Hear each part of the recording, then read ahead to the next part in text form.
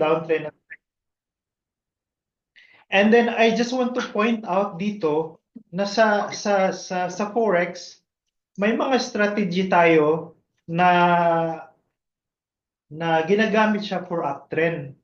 Mayroon tayong strategy na ginagamit natin sa downtrend at saka sa sideways. So, hindi lahat ng strategy natin sa Forex ay magagamit sa different market condition. So, yun yung pinaka-importante sa trend natin, no? But recognizing that trend gives you the edge kung ano yung dapat yung strategy na gagawin. Okay? So, we'll proceed. But just to give you some idea, itong ipapresent ko sa inyo ay very simple and practical na you can use as a general rule or general strategy na ginagamit nyo ngayon. Okay, let's proceed. So, how to identify trend? So, unang-una, dito sa pag-identify ng trend, mayroon daw tinatawag na price action. So, it will observe the higher highs, higher low, parang ganito, higher highs, ito, higher highs, higher lows, ito, do. Pag low, although low siya, Pero pataas pa rin. pataas pa rin, higher highs. Tapos sa trading naman, so pabalik-balik lang yung yung direction niya. Ngayon, pag titingnan mo, pag iguguhit mo yan, mayroon kang iguguhit dito na horizontal line, vertical line, parang lang nagre-range na siya pabalik-balik. Now, ang downtrend naman, makikita mo yung downtrend niya, yung lower lows, makikita mo na pabagsak talaga siya kahit na umakyat siya kunti, pero based doon sa reference, pabagsak talaga yung direction niya. So yun yung tinatawag na downtrend. Ngayon, yung trend lines, of course, ang trend lines, isang direction line lang yun. Kung going up, ito yun. Ito yung uptrend, ito yung downtrend, ito yung sideways. Isa sa paraan na magagamit nyo to identify trend, ito talaga yung pinakamadalas ginagamit nila is yung 50 moving average. So pag pumunta ka sa tawag dito sa anong tawag dito? So, Trend trading view. Pupunta ka dito sa indicator, mayroon ditong SMA. Yan, no? Simple moving average. 50 days. So, ito yung simple moving average. So, dito, kukunin mo yung 50, for day trading, 50. sa day 1 Pero kung long-term trend naman ang hinahanap mo, ay tawag dito? Yung 100 or tawag dito? 200. 200 long term, pero tayo mga day trader tayo dito, ang ginagamit nating trend is is the 50. Nasaan na yung aking nasaan na yung aking saan na yung aking sharing? Nawala. Saglit lang, ha. Okay. Ayan.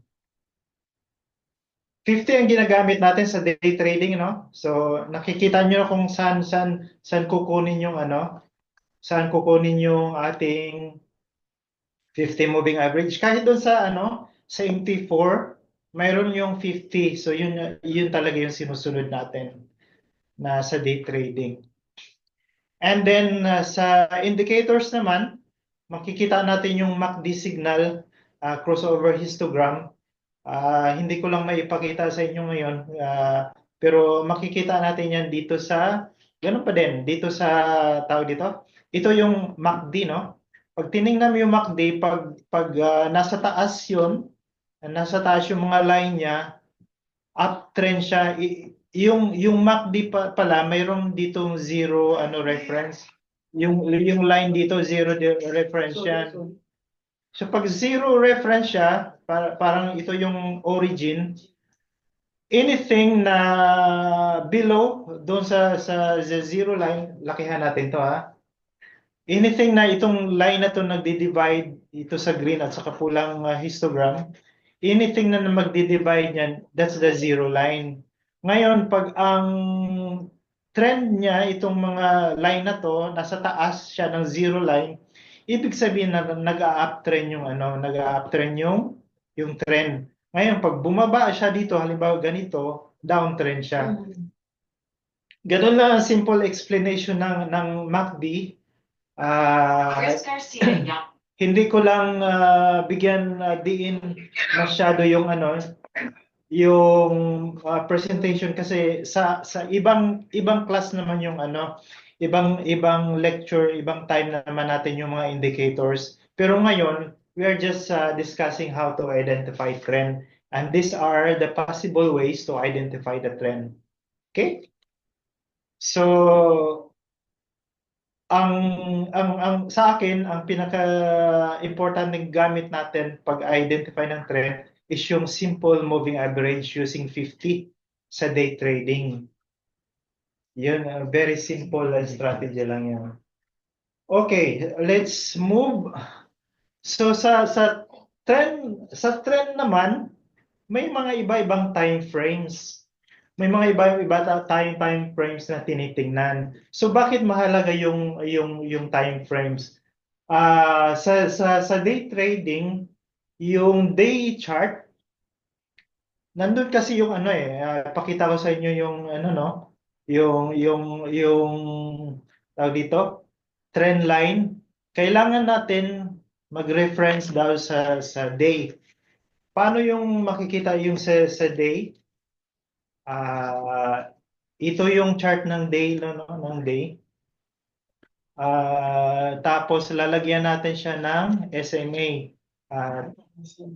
Paglalagyan natin siya ng SMA, alisin ko lang muna to ilagay ko yung simple moving average. Yan. Ito yung simple moving average, tapos lalagyan natin siya ng 50. 50, 50, 50, 50, yan, 50. So, makikita natin yung trend line niya. It's going up. Sa gold pala to, no? Sa gold. It's going up. Trend line natin. May analysis kasi lang ginagawa dito sa Fibonacci, kaya nandito yung Fibonacci ko. So, pag tinignan mo, very, itong blue line na to, very evident naman na bullish candle pa siya. Ngayon, pag tinignan mo naman yung time frame sa 4 hours, makikita mo na parang ito sumadsad na siya dito, pero uptrend pa rin siya, no? Uptrend pa rin. Ngayon, pag tinignan mo yung 15 minutes or 5 minutes trend line, makikita mo na parang bumagsak na siya. Pero we are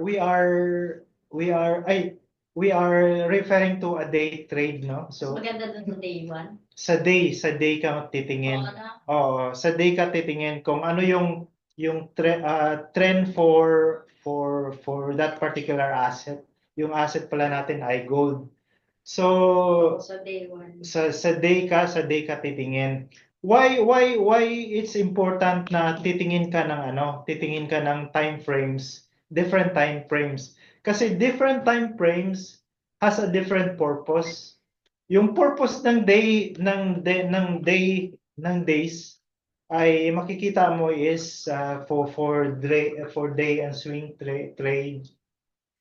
Ngayon, it is important also to look at the lower time frames. Doon ka naman, importante naman yun para sa mga entry at saka exit mo. Yung higher time frames is to look at where the direction of the market.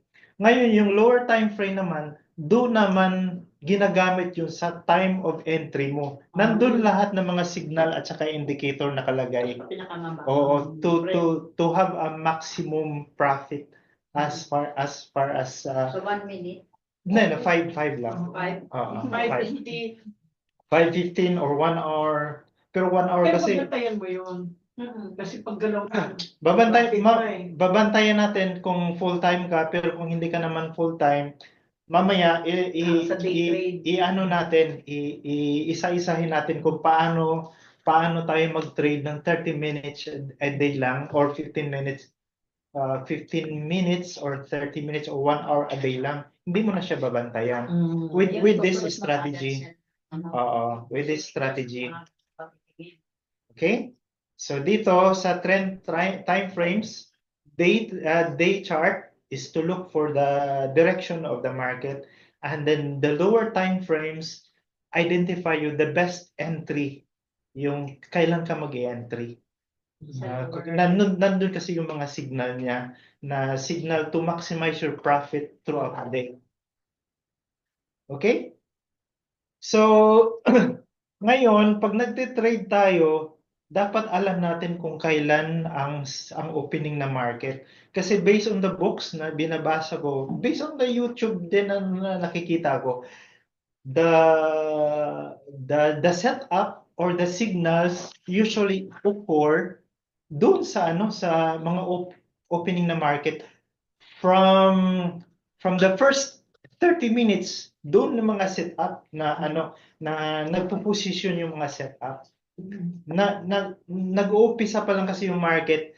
Swerte tayo dito sa Asia kasi Gabi nila umaga natin. nag-uumpisa yung trading cycle ng trading cycle talaga isa umaga natin. Sa umaga natin. Oo, ngayon yung sa US, parang nakakalahating na sila, nakakalahating araw na sila sa US. So yung setup natin dito 6, pag wala kang makitang setup 6, mayroon pag 8 para naman sa Asia. Kasi ang Sydney nag-open siya ng 5 to 9 AM. So be careful lang sa opening ng market kasi yung spread niya mataas at the beginning of opening na market. Mataas talaga yung yung swap fee niya, minsan umaabot ng 50, 100, ganun. 170. 170. Kaya bantayan mo, kaya ang best time to trade talaga to identify the setup after 30 minutes, mga around 6:30 to 7, or antayin mo kung wala ka setup makita sa time frame na yon, antayin mo pag nag-open ang Japan market. Yan. Ito naman ang Japan market nag-open siya ng 8 AM to 4 PM. Tapos doon ka lang maglalagay. Doon ka mag-identify ng mga signals. Kung anong ginagawa. Okay? GBP. Ayan. Ito yung mga based talaga sa books na pinakita ko sa inyo sa nandito yung mga setups. Ano yung mga setups na yon? Mamaya malalaman nyo as we go on. So ito yung opening time. Kung gusto nyo may trabaho kayo, you just spend around 30 minutes to 1 hour mag-set up lang. Pag wala kang setup makita, you can say na okay, walang setup dito. So mamaya Tokyo naman or di kaya doon ka sa gabi. Kailangan talaga makahanap ka ng setup for you to trade. Pero kung wala kang makitang setup, don't force yourself na nakahabulin mo, parang nangangati ka na hindi ka makapag-entry. So walang ganon. Wala nang ganon. Ako natutunan ko, wala nang ganon. Wala na. Kailangan may entry na. Wala na. Nakapaplo na sila, di ba? Discipline trader tayo. Kailangan natin umpisa yung discipline pag natuto na tayo sa tamang procedure. Okay, let's move on. Ito naman, isa sa mga strategy ay ang identification of support and resistance. So, ito yung support and resistance na nakita na binigay ko sa inyo, support and resistance. Kailangan ma-identify natin to kasi mahalaga. Mahalaga 'yun. Parang yan parang bola na pag i-hit mo sa floor, Saan siya pupunta? saan siya pupunta? Magba-bounce talaga siya. Ngayon kung ipukul mo naman sa taas, may ceiling din siya, babagsak din siya. So, it is very important to identify the support and resistance kasi yung resistance parang nire-resist yung price. May mga something humaharang. Hindi yan basta bubulusok. Dadaan talaga yan sa resistance. Kung baga ano yung previous history niya na may humaharang. Ngayon sa support naman, hindi yan basta-basta bubulusok pababa. Humaharang talaga yan, may humaharang. And then magbabounce talaga siya. So this is explained doon sa sa mga Fibonacci principle, which I will be sharing to you sa next lecture naman natin. Ay, wow. So ito, ang pinaka-importante dito, how we can compute support and resistance. So ito yung formula, no? Ito yung formula. Ang hinahanap natin dito is, sa formula na to is yung pivot points. Yung pivot points, ito yung presyo ng asset. Kung baga, ito yung the day na dapat ito yung presyo niya. Kung tataas o bababa siya, nasa market condition na yan. Pero hanapin natin yung pivot point, yung parang pinakagitna para ma-compute natin yung resistance at saka yung support. So ito yun. Yung ginagawa niya sa earth is divided by 2. Oo, ito yun. So madali. High and low plus then divided by Very very simple lang, no? Ngayon, mayroon na siyang ginawa sa support and resistance. Ito yung pakita ko sa inyo. Sa trading view, mayroon na siyang indicator. So dito sa indicator, hanapin niyo lang yung pivot. Yan. Pivot standards lang tayo, no? Pivot standard. Pag hinit niyo ng pivot standard, ito yung lalabas. Ito yun. Nandito na siya. Nandito na yung pivot point, nandito na yung resistance, nandito na yung R2, nandito na yung support. So nandyan na siya, madali na siyang titingnan. So pag nakatingin ka, naka-ready na, no? So kung makikita nyo yung minsan analysis nila, so the price will go from halimbawa from below dito sa support na to, from 1.121 ito to 1.12 116. Ang sabi niya, if it go higher, it will go, ito yung unang stop niya. Dahil nandito yung pivot, this one will serve as the resistance kasi nung nag-open yung market, nasa baba siya. Nasa support siya. Na pivot yun? Computed na siya dito sa indicator. Punta ka doon sa indicator, yung kanina. Nandito sa indicator. Sa indicator yun. Ito, Search. pivot. Standard na tayo. Yun. Pivot standard. Lalabas yan dito. Ito yun, Pero indicator. nagagawa lang yan sa laptop, diba? Sa computer. Sa laptop lang, Hindi siya lumalabas. Hindi, wala siya sa mobile, sa laptop lang. Ngayon, dito sa sa indicator na to, mayroong yan, mga settings. Yung type, piliin nyo Fibonacci at saka daily. Yan. Yung style, andito. Visibility, andyan. So, ang ano lang natin, ang kailangan lang natin is yung daily. Ito naman, kung dadagdagan nyo ito ng dalawa, makikita nyo yung pivot nung nakaraang araw. Ito yon, ito naman siya. Ngayon, kung dadagdagan nyo pa, madami yan, madami. Nung nakaraang Madami, araw. nakaraang araw. Yung pivot, iyon yung unang babagsakan, parang gano'n. Yung Pinanggalingan. ito, previous day itong pivot na Previous. to, no? Previous.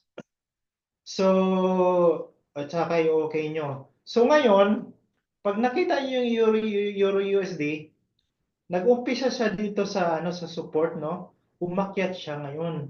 Nung umakyat siya, na-hit niya yung resistance. Itong pivot kasi nag-serve siya as resistance na kasi nag-umpisa siya dito. Nag-umpisa siya dito sa support. Hindi siya basta-basta aakyat dyan sa pivot na yan kasi it serves as a resistance. Magbabounce talaga yan. So pag bumabounce, bumababa siya, no? Bumababa. Ngayon, ang tanong niyan, kung i-break niya yung pivot points niya, kung aakyat siya dito. Ang sunod niyang stop dito, ito na yung 1.13067. Ito.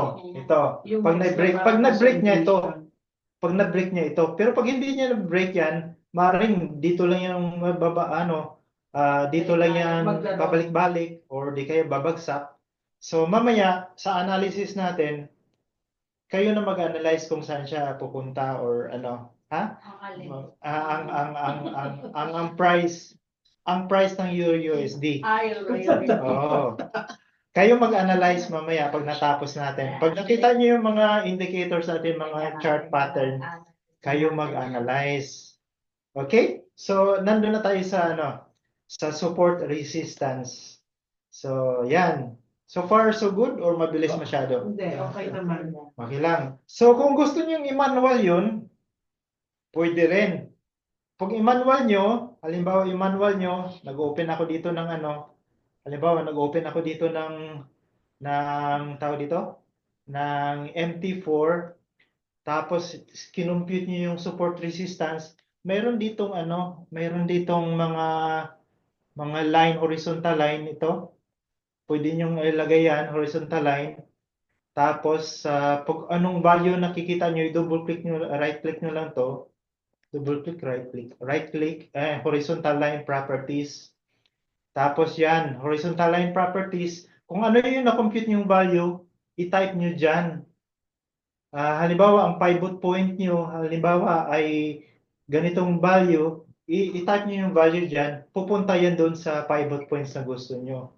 Pero kung gusto nyo ng automatic na, punta na lang kayo dito sa trading view, no? At saka hanapin yung pivot. So, nandun na. Tandaan nyo na lang pag nasa mobile na kayo na ito yung pivot points, ito yung unang resistance at saka ito yung unang support. Okay? Now, support and resistance, very important kasi alamin mo yung resistance, kung ano yung haharang sa kanya, pataas, pababa. Usually, nagbabounce yan. Pero kung bullish talaga, i-break niya yon. Pag i-break niya yon, pwede ka mag-entry for buy. Kasi paakit na yon. Ngayon, kung hindi talaga siya mag-break, makikita mo mamaya sa analysis natin na ilang minutes na sila nandyan, ang tendency yun, maglalaro lang yan within that area of value. Okay? So, support and resistance. And then let's proceed. Ito na ngayon. Pag alam niyo yung support and resistance, alam niyo kung paano yung entry at saka exit. So, ito yung entry exit. Tandaan niyo to, very very simple candlestick pattern. Ang bullish pattern has 4 components. Mayroon tinatawag na lead candle. So ito yung lead candle na tinatawag. Ito yung lead candle na tinatawag. Ito yung huling candle na tawag dito na bumagsak sa baba. Ngayon, mayroon tinatawag na confirmation candle. Ito yung confirmation candle, yung candle na yan, maaring cross lang yan, maaring may solid green. Basta mag-green siya, confirmation yan. Ibig sabihin, the buyer has stepped in. Nag-step in na siya kasi nakita niya is nasa pinakababa na yung candle na yon. So lead candle at saka si confirmation candle na nag-green na siya. And then this one is the execution candle. So anong dapat niyo tandaan sa execution candle? Kailangan si execution candle mas mataas siya dito sa lead candle. So kailangan malampasan niya yung lead candle to say na it is confirmed magba-bounce na siya. So yun, pag nag-bounce na siya, check yun na susunod magbo-bullish na siya. Kaya lumampas siya ng resistance. Pero Lumampas pa ng resistance siya. Dito. Magbabounce pa, akyat, Hindi pa. pababa. paakyat. Yung nakagitna, anong tawag dyan? Yung undecided. Oo, di ba? Basta green siya. Green ang Confirmation. Niya. Confirmation. Siya na, paakyat na Paakyat na. Pero galaw ng galaw yan eh. Red yan. Galaw ng galaw. Red pa, wala pa. Wala pa. Minsan nagre-red, minsan nagigil. Antayin nyo matapos. Undecided. Antayin nyo matapos. Gagawa siya ng bago eh. O gagawa ba? Antayin nyo matapos. Ngayon, kung red pa yan, hindi pa yan ang katapusan ng down. Parang ganito yan, oh. Parang ganito yan. Ito red. Ayan ah. Ito red, no? Tapos green. Ito yung confirmation candle. Mag-enter ka na ba kaagad yan? No. Hindi pa. That's why. Kasi pa yan. Ngayon, pag candle na yan, saka ka mag-entry. Pag ang pula, pag nilagpasan O yeah, pag nilampasan niya yung pula, ibig sabihin yung candlestick na yon mas mataas. Ay, that part ng Eh, pula. kailangan mas mataas na siya sa pula bago ka mag-entry. Oo, dapat Ibig ano, sabihin niyan, aakyat pa siya. akyat na siya, paakyat na siya. Buy. Kailangan mas Bye. mataputan niya yung pula ng mas mataas. O mas mataas sa Tapos kanya. pag hintayin mo pa na magganyan, na umakyat siya dun sa pantay ng pula. At saka ka Oo, maglagay oo, kasi at saka ganyan maglagay. siya. Right. Mm. Diyan ang bahay. Kasi Yeah. ito yung confirmation Parang na nilagpasan niya It's yung going. resistance eh. Oh. Nilagpasan siya. dito kasi may resistance yan dito na ano eh. Nilagpasan Sa Ano niya. candle. yung resistance kasi pag pantay yung pula sa entry, di ba? Oo. Pantay yung dalawang. Alin mo titignan yung pinaka-flat niya or yung may tulis ba? Hindi. Yung Yun. flat niya, di ba? Yung wick. Yung wick. Yung tulis. Yung tulis, Eh, oo. hindi naman sila pantay nung isa. Hindi, ito yun. Eh ano, grenade niya na eh. Grenade niya na. siya. Grenade niya na. Ibig sabihin, nalampasan niya na. Grenade niya yung resistance. Oo. Oo, dito. Gumawa na siya ng Ayun, bago. I see. Oo. Na-break niya na to, na-break niya na. Bullish engulfing candle ang tawag dyan. Pinapakita dun po sa picture na kanina undecided, tapos na-break niya, umakyat, then Umakyat. nilagpasan niya. Nilagpasan niya. So, Ayan. tatlong component na titingnan nyo, no? May lead candle na bearish, tapos may confirmation, nag-bounce na, meaning that the buyer comes in. Antayin nyo na may confirmation candle, kailangan malagpasan niya yung lead candle. Saka kayo mag-entry. Ngayon, I mean, for. anong for John Wick? Itong John Wick, kita niyo yung mga wick? Ito. Yung mga Yung mga tail. tail. Itong John Wick candle, ang pinahiwatig naman yan is mayroong seller na gusto mag-sell but the buyer comes in na very Malakas. aggressive. Oo, O kaya magkakaroon siya ng tail. So this is also indicator na pag ito talaga ay napakataas, kahit hindi mo na intayin tong Alam mo na.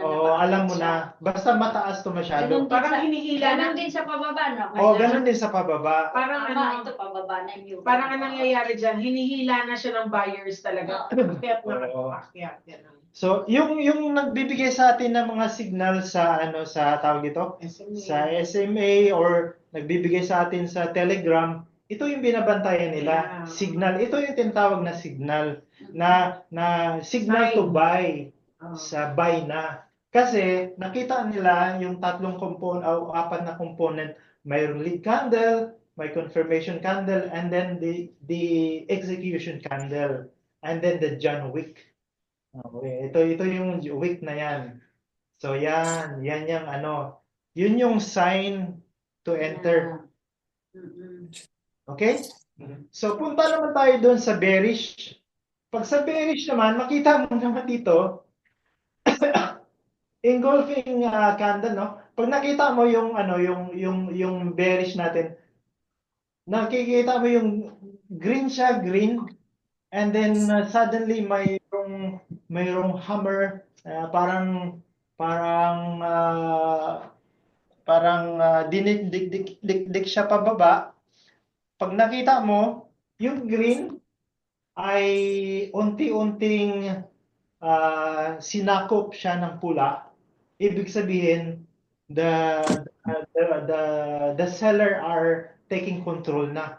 So yan, kung ito naman ang tawag dito, ang candle na tinitingnan mo, ikumpara mo dito sa green, sa kapula, pag nakita mo yung John Wick na napakalaki, at ang susunod niyang confirmation candles ay bumagsak, nilampasan niyo tong lead candle na to, nilampasan niya ay tsak yun, bearish na. magbababa Hinihila siya. ng pababa. Oo. Ito naman yung signal na tinatawag na sinisend sa atin. Oops, sell tayo. Kasi pag nakita nila to, sell, check yun, babagsak na yan. Ito naman, ito ibang pattern. Minsan green yan. Mula dito sa dulo-dulo, green, green, paliit ng paliit. Tapos biglang pula, ay automatic na yan. Basta ito, na-engulf niya, ibig sabihin sinakop niya, na mas malaki siya, Sa ay dulo. pabagsak na yan. Malaki. Bagsak Malaki, na yan. marami na nag-sell. Marami na nag-sell. Marami na. Ganito, sa pinaka-explanation, kung ito yung green, at tinapatan niya ng pula, Solid, oo. wala na, dami ng sellers dyan. So, wala nang control ang buyer. Sellers na may control dyan. So, magsisell ka na. Pababa na talaga. Pababa siya. So, ano yung pababa? Tingnan natin yung sample. Mas maganda yung may mga practical example tayo. Sabi ni RG, sarap daw palang maging participant. Anyan si RG. Kaya assignment. Opo, podcast ni Sir John. USD. Sarap Yan. na natin ang limited So, trading. ito. Ano to? Ano sa tingin nyo to? Obvious, no? Ito, area na to. Ang laki ng green tapos sa pula, tapos yan, bumagsak, no? Ayan, Confirmation. yung kanina na explanation ni Sir Jonathan, mahalaga na tinitingnan yung pivot. Kasi kung titingnan mo yung history ng ilang oras, hour ba yan, or yung time frame, makikita mo na dun lang maglalaro yung Maglalaro market. yung market. Kaya kung papansin niyo yung explain ni RG, kunin yung highest at lowest, tapos alis yung gitna, divided by 2, sabi niya. Doon, within that price lang siya, balik-balik. Kung day yon, yung within that day, halos na doon. So, pag daily ka, titignan sa week, sa day, ay dapat tinitignan 5 days.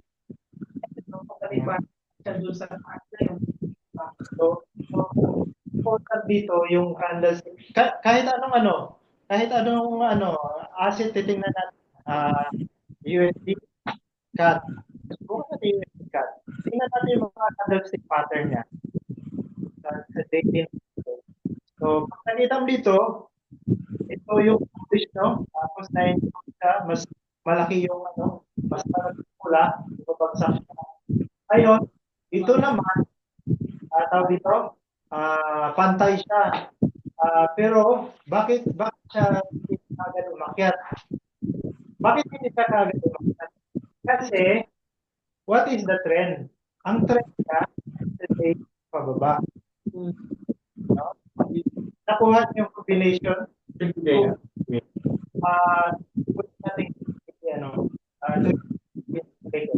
Nakita niyo yung kahit gawin niyo itong 50, makita niyo yung trend. Pag nakita niyo yung trend, pababa na. So, yung sinabi ko sa inyo, yung strategy natin bullish or downtrend and for range ay mayroon pa kahit na nakita mo na bullish siya, pero ano yung trend niya sa overall trend? Pababa siya, di ba? So, yun yung babantayan natin. Kailangan natin mag-umpisa, titingin tayo sa day chart na ano yung trend ng market para you can adjust your analysis based on the trend of the market and then based on the candlestick. Alright? Yes. Okay. Proceed tayo dito sa bearish patterns. So clear na tayo dito sa sa mga candlestick pattern natin. Yes. Clear tayo? Sige. So yun yung ang tandaan nyo. Yung candlestick pattern and then yung direction ng trend. Kasi ang mahalaga ay we need to adjust depending on the direction of the market. Sa day chart nyo makikita yan. So proceed tayo. Ito yung mga sample candlestick na nag-gather ko, no? So una, i-review lang natin to. Pag bearish siya, nagkakaroon ng engulfing na malaki at ang trend niya ay uptrend, ay talagang aakyat yan. Pero ito naman, ang umpisa niyang candles are green and then na-engulf siya, may possibility na babagsak yan. So depende sa trend line mo, ay oo, kung downtrend siya ay babagsak yan. Minsan malalim yan, hindi natin alam. No? Hindi natin alam. So tandaan niyo yung dalawang pattern. Ito lang yung dalawang pattern na yon. Yung pula at saka green. Kung ang green ay mas malaki dito sa right, bullish. Kung ang ano naman ang candle niya dito sa right ay pula, bearish siya. Ngayon, i-check niyo yung trend niya, tandaan niyo yung trend talaga sa umaga, sa day chart kung saan ang direction ng market. So you can adjust your strategy. Okay? Ito yung pinaka-importante. So ay price action. Ito yung very practical na dapat nating matutunan talaga. So inaral ko siya and I put it as a very very simple explanation kung ano yung price action. So price action refers to the movement of a security price over time. Typically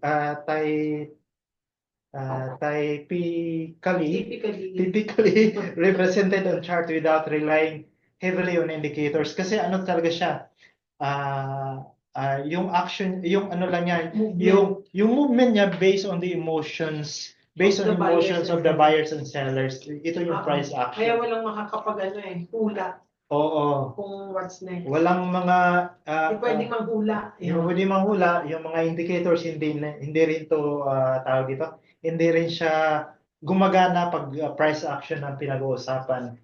So, in Forex, price action is about reading the raw price chart. How the price is behaving, forming pattern and reacting to support. Importante yung support at saka resistance, di ba? And the key levels. Ano yung mga key levels? Ito yung layer ng support, resistance at saka yung pivot. So ito talaga yung sinasabi nilang the language of the market. Pag na-master mo to, sabi nila, pag na-master mo to, step ahead ka na kaagad sa trading sa trading journey mo pag na-master mo daw to. So as I told you, I wrote this as very simple talaga interpretation for me. So sa akin, sinulat ko dito, price action components. Mayroon siyang 3 components. The what? What is that specific signal that this event is going to happen? So yung the what, you have the price action is answering the question, the what. What is that specific signal that this event is going to happen? It's going to buy or to sell. So yun. Yan. Ngayon, the where naman. Where in the chart this will happen and this move can take place? Saan daw sa chart mo? Yan yung entry and exit no? Oo. Saan siya ang entry at saka exit? So this is very very important. So the where. And then ang importante is the how. How are you going to trade to make the most amount of profit? So yung ma-maximize mo ba yung buong stretch ng amount ng money na makuha mo based doon sa pag-akyat niya, ma-maximize mo siya. Hindi yung pag nakikita ka $1, take profit mo na, sayang naman yung pagod mo. So antayin mo na ma-reach yung level na dapat doon siya Hintay mo na nag-blue card, ulit mo na. Dapat ma-maximize mo yung trades mo na hindi ka kakabahan. Pwede mo siyang iwanan kasi yun yung target niya, yung range ng movement ng candle ng market, doon mo siya makukuha. So yun yung components para sa akin, the price action component. So ngayon, pupunta na tayo sa dawat. Yan. Dawat. Ano yung dawat? Dawat. Excited na ba kayo? Mm. Actually, alam niyo na to eh. Dawat. Dawat. Oh. Dawat. Kasi nadaanan natin kanina yung dawat. So, ilagay lang natin siya in the proper context. Idawat na yung kwarta. Dawat. Okay. Sa Ilocano kunin na, di ba? Dawat. Okay. What is that specific signal? It could be on the buy side or on the sell side, no? On the buy side or the sell side. Ang dawat. Kasi pwede ka mag-buy, pwede ka mag-sell. So dawat, mastering dawat, mastering the candlestick pattern. Yun lang yung sinasabi. So, ang price action pala is mastering the candlestick pattern. So, very important yung tandaan, itong apat na pattern lang. Hindi ko alam anong tawag dito. Hammer ba to? Opo. Ayan, hammer. Hmm. Inverted hammer. Ito, bullish. Ito, bearish. So, kanina yung pinakita ko sa inyo, ito bullish, ito bearish. Hinihila na pataas, hinihila na pababa. Oo, yung may price action na nagaganap yan. And then this one is the engulfing candle. Ito ay bearish candle, ito ay bullish. So, malamang ito, pag tinapatan niya itong bullish na to, ay pataas, ay magbo-bullish siya. No? So, you have to combine this price action with your trend. So, yun yung sinasabi dito. Kanina, napag-aralan natin paano yung trend, paano natin i-identify yung trend. Kailangan inline ka dito sa sa analysis mo kung saan ito mag-occur. So, ito yung mga sample patterns. Ito naman, galing siya sa bullish. Nakita niya yung nakita mo bumagsak siya. Minsan kasi pag bumabagsak siya, 'di ba, pag bullish bumabagsak siya. Minsan hindi mo alam kung mag-i-entry ka na ba ng sell kasi hindi mo nababantayan. Pag hindi mo nabantayan yan, antayin mo yung market na magkakaroon siya ng signal for you to buy. So do not chase the market. Kung bumaba na siya, hindi mo nabantayan, mag-i-enter ka ng sell. Baka mamaya biglang tataas. Antayin mo na lang siya. Antayin mo lang siya na mayroong lead candle na lalabas, mayroong confirmation candle na lalabas, at saka nalalabas yung confirmation candle. Hindi ka muna maglalagay. Wag ka na mag-atat na habulin siya. Uy, bumagsak. Pag pindot sabay taas, Sabay iwan taas. ka ngayon. Iwanan ka ngayon. Kaya, you have to wait for the signal.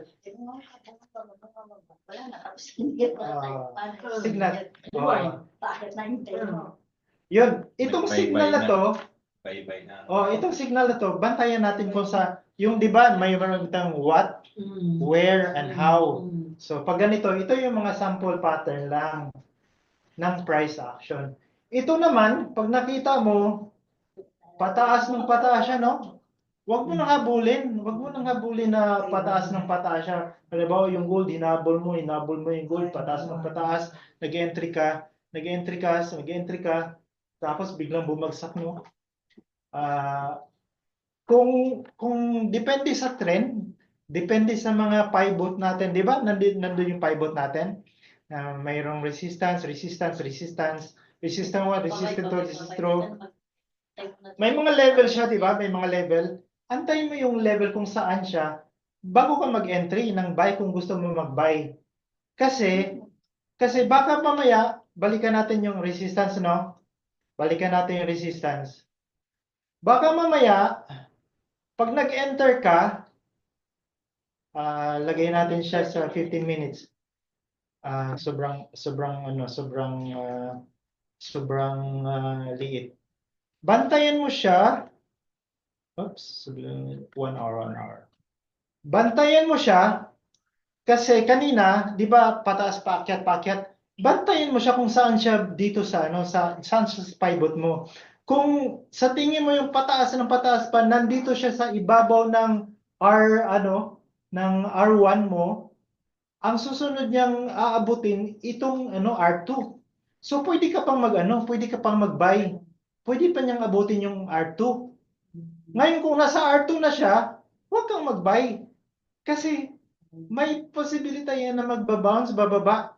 Kaya minsan pag nag-buy ka, biglang bumagsak, ay, bakit bumagsak? So, ito yung indicators na kailangan mo bantayan kung saan yung resistance. Kailangan bilhin mo siya Paglampas ng resistance. bilhin mo siya paglampas ng resistance, no? Nakabibili. Or di kaya huwag kang mag-buy kung hindi ka sigurado. Kasi parang yung buyers, pag marami na sila sa buyers, sell na lang buwelo eh. Bantayan mo yung pivot. Ito yung very important. Mahalaga Yung yan. support and resistance very important, di ba? So, Pivot. okay. So, balik tayo dito. Balik tayo dito. Ganito, ito yung itsura, no? Buy. Ngayon, bantayan mo kung saan ka mag-entry. Buy or sell. Ngayon, pagdating ng ilang minuto, ganito na ang itsura. Anong gagawin natin? Sell. Tama. Sell na. Kasi, laki ng indicator, may signal na. Sell, bang. Kita na. Ngayon, hanggang saan ka magti-take profit? So, depende rin doon sa layer mo, sa pivot, sa support and resistance. Support and resistance. Sa support ka natitingin. Sa support ka natitingin. So, ngayon sa support, pagdating naman sa support, wag doon sa sagad sa support mo talaga. Kailangan 5 to 10 pips away from the support. Ganon din sa resistance. Kasi, maaring maaring hindi naabutin na hinihikahos na siya. So, maliwanag yung dawat. Titingnan natin. Kung ano yung titingnan mo, the what. Ngayon, punta naman tayo sa the where. The where it should happen, no? Where it should happen. Ito yung pivot na pinakita ko sa inyo. Sabi dito, nakuha ko lang to sa perfect picture, nakuha ko lang siya sa internet. Ito yon, dito siya the where you should buy. So, pag nakita mo dito, ito yung pivot halimbawa. Nakita mo yung signal, ito, kita mo, Tino? Meron siyang lead candle, red. Meron siyang confirmation candle, maliit. Tapos meron siyang execution candle, yung green. Ngayon, pag nakita mo siya, na dyan siya, buy ka na. Ngayon, pag nag-buy ka, lagyan mo ng stop loss below this one. Dito yung stop loss mo ilagay. Yung stop loss risk management ituturo ko by next meeting. Yes. Oo. Dito mo ilagay kadalasan medyo malayo sa support na yon. Kasi pag nakakita ka ng signal yan, pwede ka na mag-target dito, take profit dito banda, no? Take profit. Yan. Ngayon, pag take profit mo, bantayan mo siya kung observe mo muna siya. Huwag ka munang basta-bastang mag-sell ka agad, lalo na pag trending market, yung trend niya is upward. Kaya very importante yung trend, no? Let's combine with the trend. And then with this timing, where. Kasi pag trending yan, maaaring i-break niya yung resistance. Pag nag-break niya, dyan ka mag-buy ulit. Ayan, umaakyat siya doon. Ngayon, pag nakakita ka naman ng mga ganito, mga John Wick candle na sinundan ng pula, confirmation candle, doon ka na mag-sell. Ngayon, pag nag-sell ka, dito ka maglalagay ng stop loss. Huwag kang bumili ng alanganin. Alam mo, bumili ka dito ng sell. Tapos bumalik. Yung stop loss mo, malaki na, ma-hit yung malaki na mawawala sa iyo. So ideal talaga dito talaga sa pinakataas ng resistance ka magsi-sell para kung bumaliktad mo yung market, maliit lang yung cut loss mo. At least nag-cut loss ka, no? Yung mga nag-i-stop loss. Or stop loss. Yun. Ngayon, pag nag-sell ka dito, naka-entry ka ng sell, halimbawa, naka-entry ka ng sell dyan, dito ka na unang mag-take profit sa dito. Ngayon kung bumulusok pa siya pababa, pwede ka naman mag-sell ulit. Tapos dito na naman yung target mo. So, yon. Tapos observe kung anong mangyayari, kung magbabounce, halimbawa, nag-bounce to, di ba? Nag-bounce, ano nga to? Lead candle. Nag-bounce na. Lead candle, tapos may confirmation candle, oh, green. Green, nag-green siya. So, there's a signal to buy. Pero ang confirmation mo, hindi niya nalampasan yung lead candle niya. Hindi niya nalampasan. So, wala kang wala kang gagawin ngayon. Kung nakabili ka ng buy at nakita mo yung third candle niya ay hindi nilagpasan to, ikat mo na. Ikat mo na kasi may ano yan, may tendency na babagsak pa siya bababa. Bakit babagsak siya bababa? Pag titingnan mo yung mahaba yung emotion ng seller ay napakataas. So malamang bubulusok pa yan, pababa talaga. Pero mayroon naman bumabalik din nagbabounce. Pero yun nga, yung signal natin, yung tatandaan niyo yung signal natin, pag mayroong confirmation at yung pangatlong candle niya, execution ay hindi niya nilampasan yung lead candle na to, fake yan, fake. Fake. Yan, fake. May fake pala sa, may fake pala sa, Pameke yan, pameke. Pameke, kumbaga oo. sa, ano, Trap. Trap. Oo, yun yung trap. Yan, trap. Hinuhuli lang. Trap Hinuhuli pala, lang hindi yung pameke. Trap. Oo, yan. So yun, Yes. importante yung di ba? Yung mga signals natin. Support, Resistance support, pivot, pivot, right yan. time, Yan. entry and exit. Yes. Entry, exit. And then, ito naman the how. Your entry and exit. So actually, na-discuss nyo yung entry and exit, di ba? Di ba dito, pag nakita mo yung lead candle, mayroong confirmation, may execution, enter ka na. Tapos, dito ka mag-exit CP. below the resistance 1.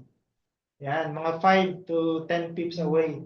Yun yung kumbaga, safest zone mo na mag-take profit ka. So again, look at the trend on the daily trend. Baka bullish talaga tulad ng gold.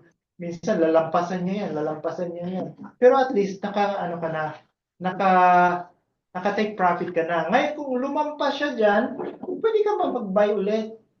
Tapos dito ka ulit mag-take profit. Kaya hindi pwede yung yung madami kang binabay-bay na delikado 'yon. Kasi pag bumaliktad yung market, marami kang negative. Samantala dito, pag dito ka nakapag-entry,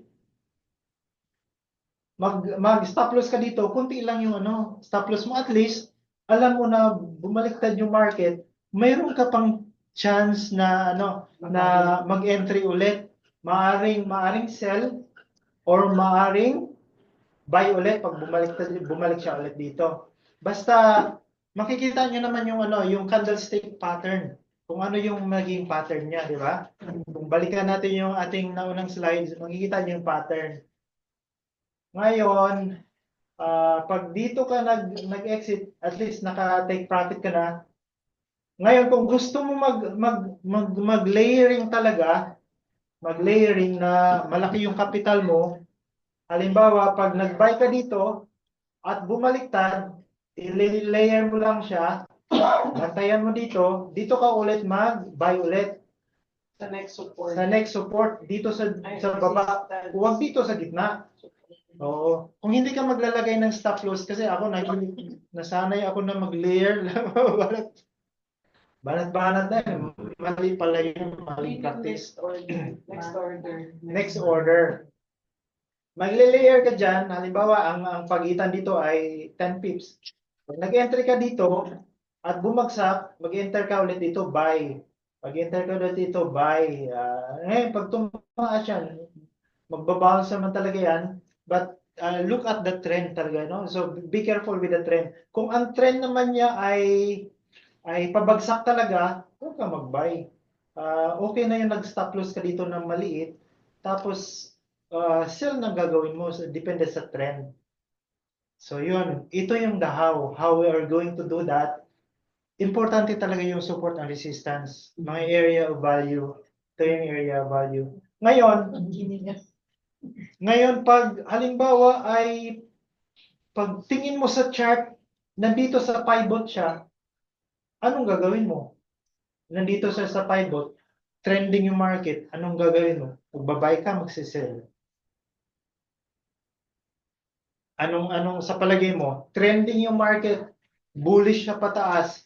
Pag open mo ng candle, pag open mo ng MT4 mo, nandito yung price niya, naka 30 minutes ka na after market opening. Anong gagawin? Anong gagawin mo? Halimbawa, magbabay ka ba, magsisell ka, or ano?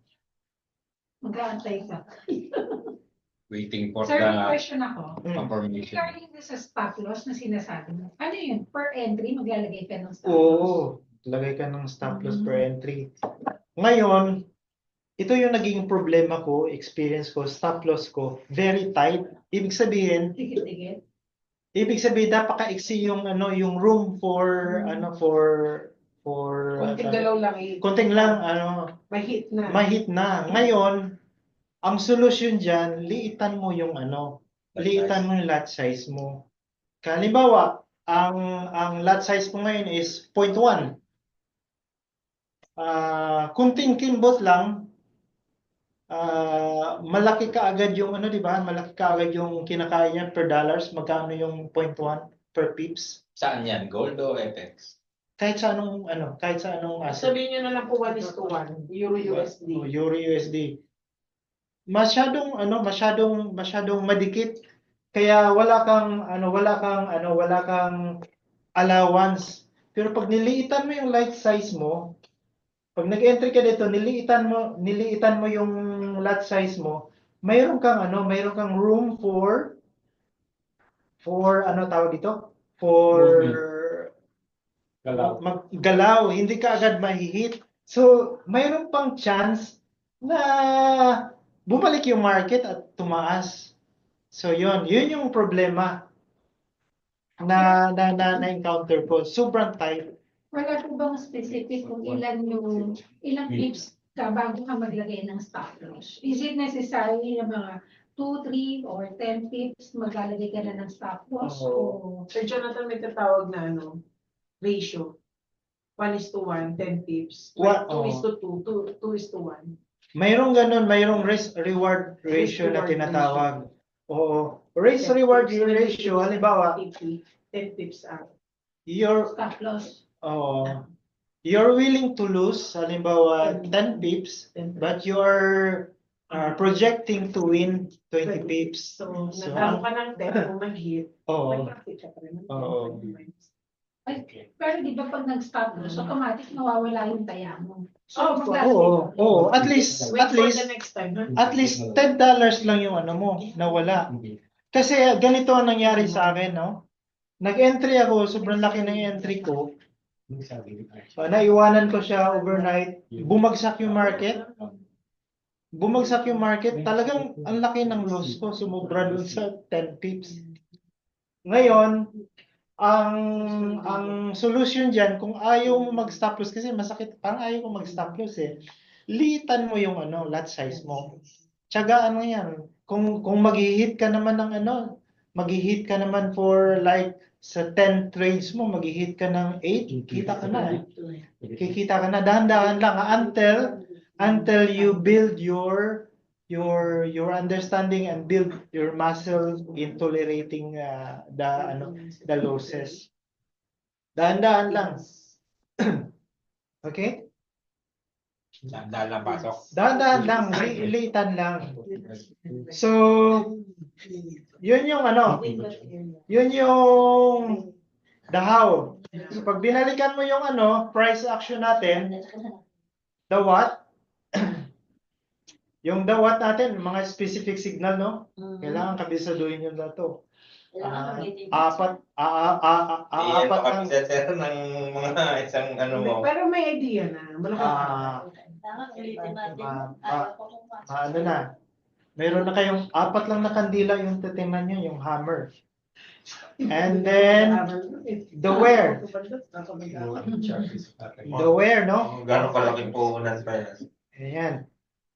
The where and the how. How you're going to do that. How you're going to do your entry and exit.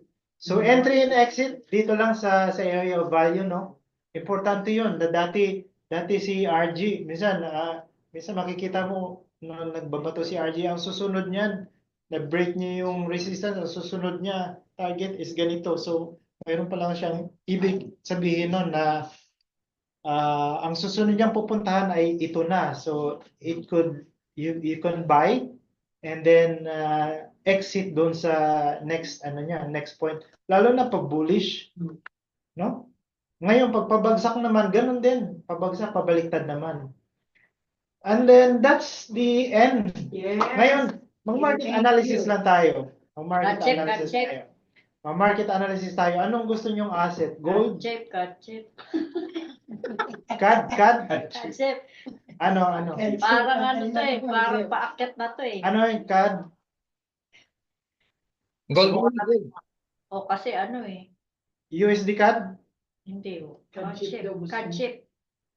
Card CAD chip. CHF? Oh, Ganun. CSF.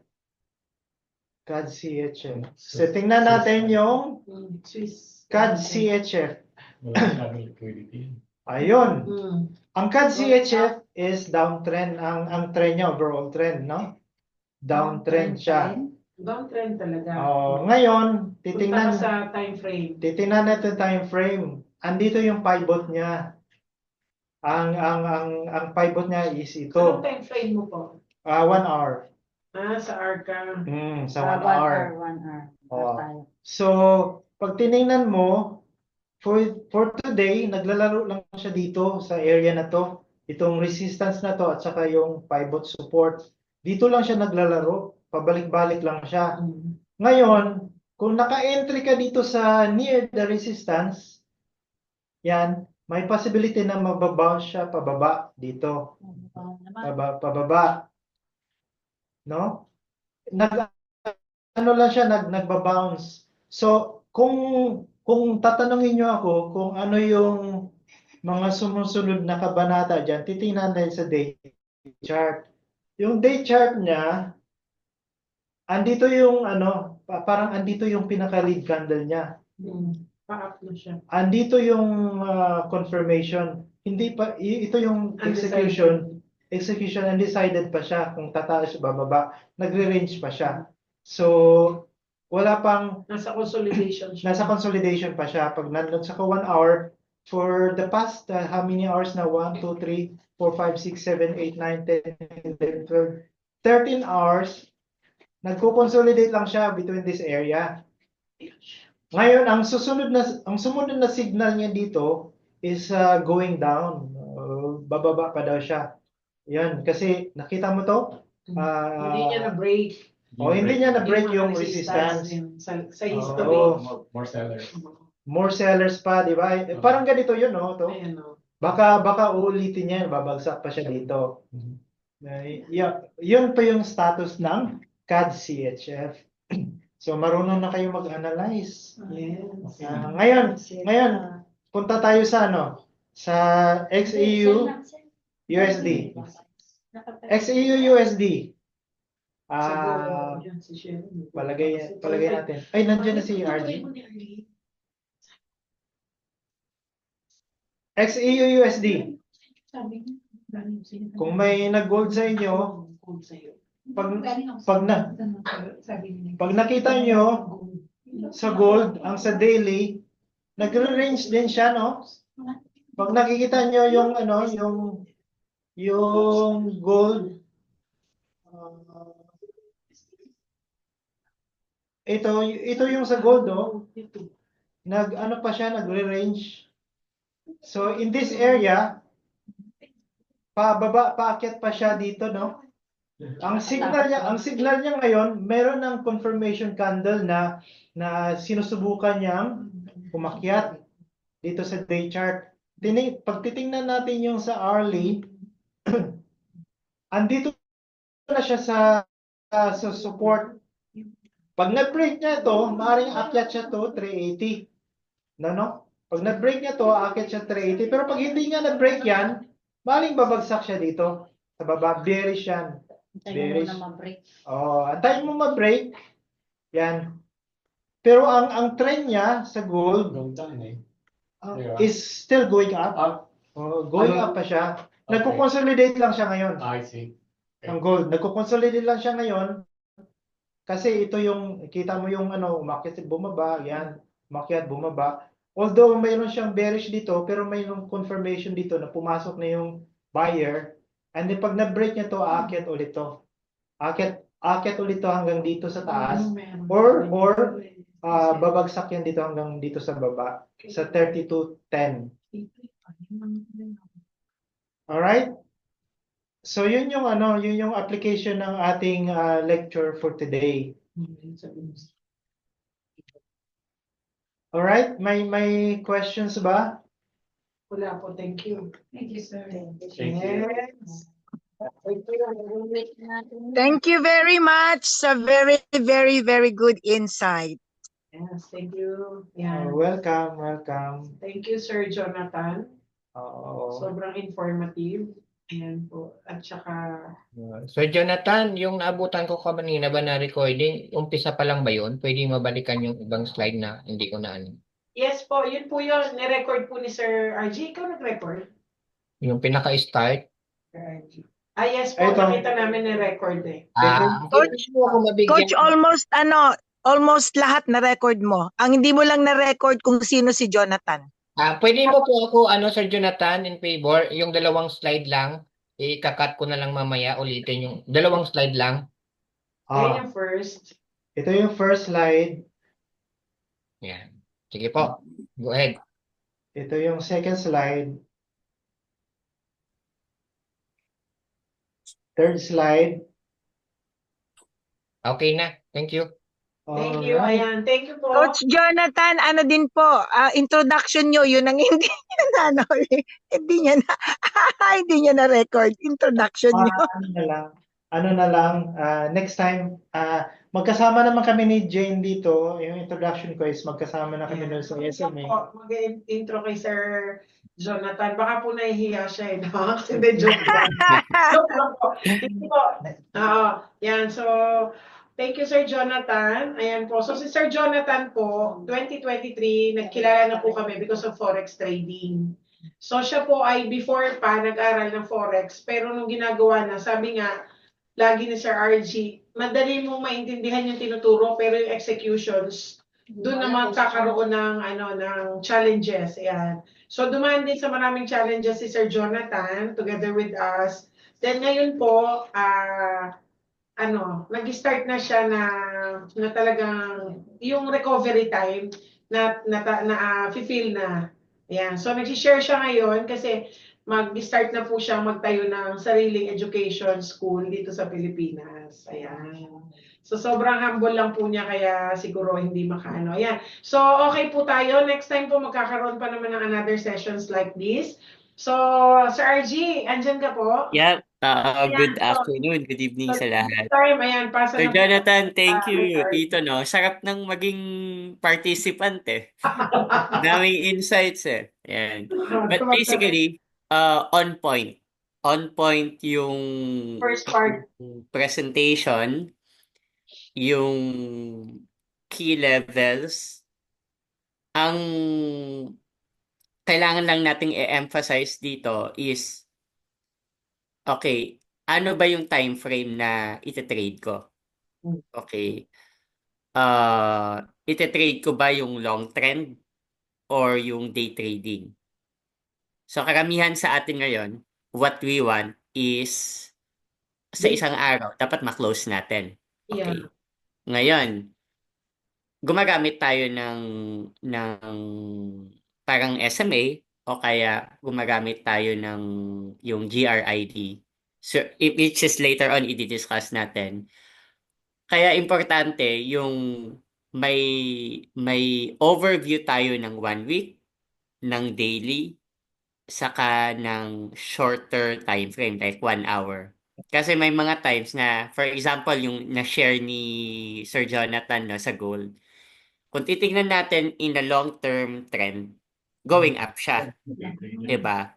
Pero kung i-squeeze down natin a little bit yung time frame natin, possible 'yan na may mga correction going down wherein pwede tayong magkaroon ng buying opportunities pa. Okay? But really good. Ganda-ganda nung topic natin for today. Actually, ito ko-complement doon sa presentation na i-discuss ko din eh. Okay? Sir Jonathan, i-reclaim ko yung host ha. Ano, stop sharing, no? Oh, yan. Ayan, yan. Okay.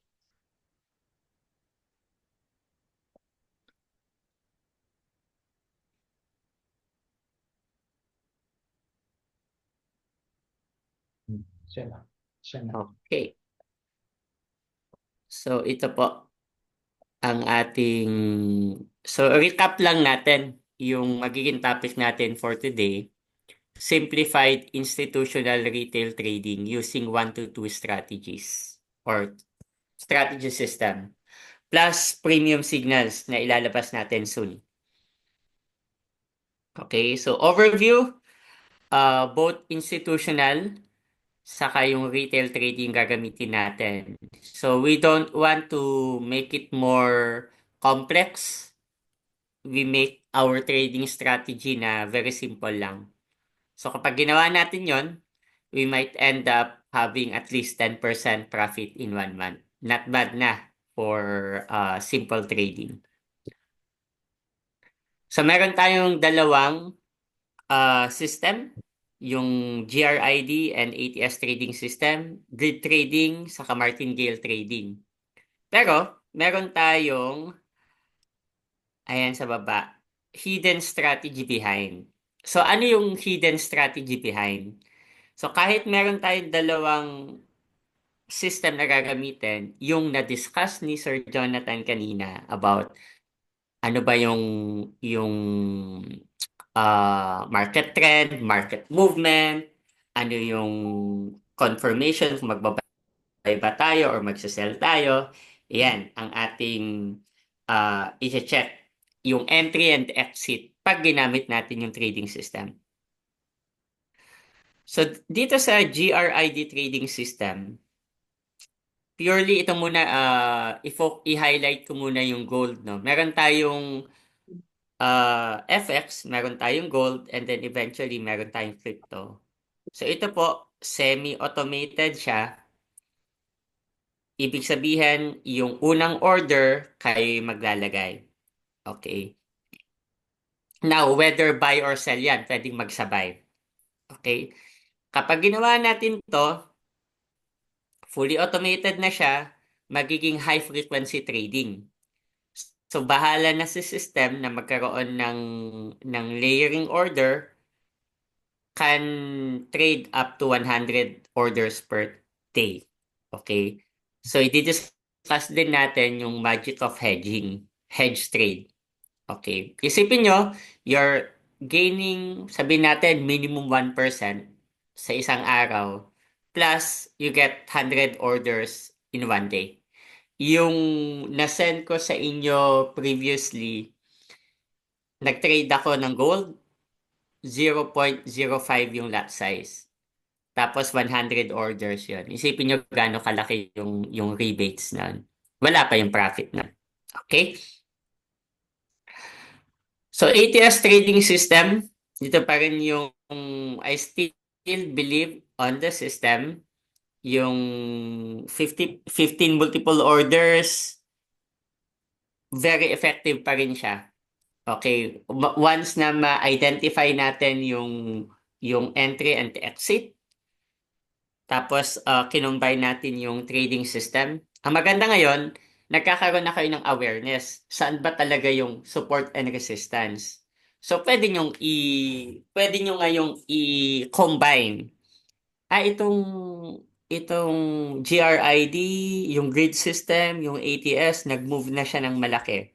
Tapos tinignan yung chinek nyo yung support and resistance nyo asa mababa, asa mataas na. Then, you can execute na properly yung entries nyo to make it more profitable. Dito sa baba, use copy trading as signal or ATS account for signal. Okay. Institutional retail trader, get the best signal. Ipo-provide natin ito. Okay. Eventually, meron tayong ilo-launch na premium. Ito po yung magiging itsura nun. Ayan. So, magkakaroon tayo ng group. Every day, magsisend ako ng signal dito. Meron ng entry, may SL, may TP. Okay. And then dito makikita nyo yung na-mention ni Sir Jonathan kanina na 4 components, no? Ayan, yung lead candle, yung confirmation candle, execution candle, and then yan, kung saan tayo mag-entry. So, nagko-complement yung sistema natin na gagamitin whether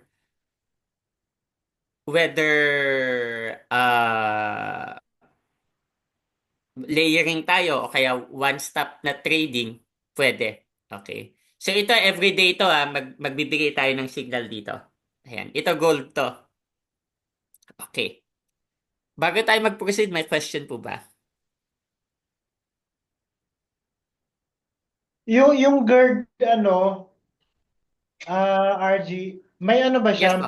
May risk-reward ratio na nakaset or wala pa sa ngayon? Wala siyang risk-reward ratio. Pero kung ang gagamitin natin is MetaTrader 5. So, Oo. ibig sabihin, may close all.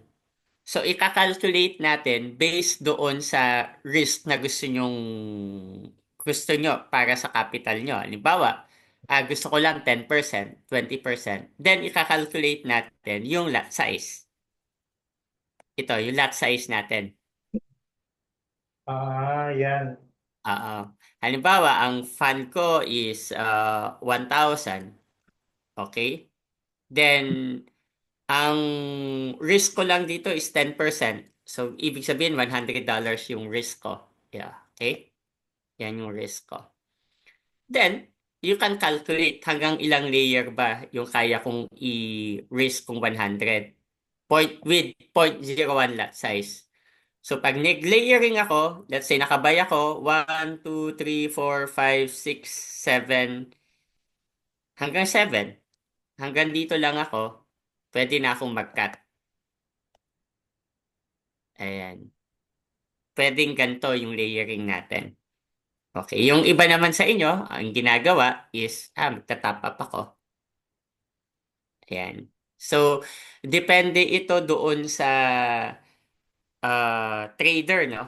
Yung may fund, yung may sariling fund. Kung ang gusto ba niya is may particular na parameters ako, saan ako magka-cut loss or mag-stop loss or I will decide to do top up.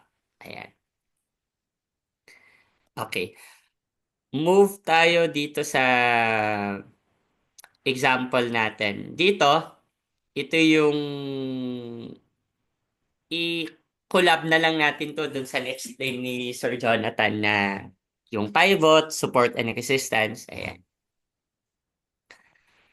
So kung mapapansin nyo dito, paano ba natin i-implement si ATS na lang muna, unahin natin to kasi 15 multiple orders to. Okay. Usually, si system, nagbibigay siya ng entry every day. Okay. And then, ang ginagawa natin, fini-filter natin yung order. Pag nagkaroon siya ng 15 multiple orders, saka lang tayo magkakaroon ng entry sa manual trade natin. Okay. So ngayon, nakita mo, na-analyze mo na yung support and resistance. And then, after ng 15 multiple orders, nakita mo na ang presyo niya andito na sa support, for example. Okay. So, let's say, nag-buy tayo. Sorry, dito tayo.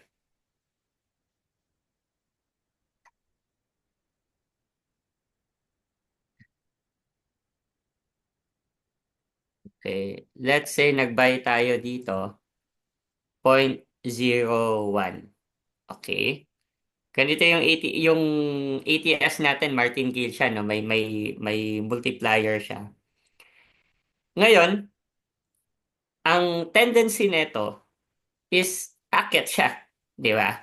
Kaso, kapag nagkaroon ng, let's say, whatever event na nangyari sa market, nagkaroon siya ng reverse pa rin, ang mangyayari dito, magkakaroon ng buy ulit, pero 0.02 yung susunod. Okay? And then, susunod is 0.03. Okay? And then, 0.04. Okay? Yan yung ordering neto. Okay? And then, meron na siyang specific na TP. So, by doing this, nakuha mo na yung 15 multiple orders, alam mo na yung lot size mo, then calculate mo lang. Magkano ba yung gusto kong risk? Dito tayo. So, 0.01, 0.02, 0.03, 0.04, sabihin natin 0.05, 0.08. Okay. So, sa 6 multiple orders, na asa 15 multiple orders ka na ng ATS, ito yung magiging floating loss mo, negative mo. Okay. So, calculated na siya. Pero based dun sa data natin, within 1 day naman, nako-close yung order ng ATS. Okay. Yung mga old members, particularly, kabisado na kung paano i-execute yung orders, no? Okay. Now, moving tayo sa grid. Okay.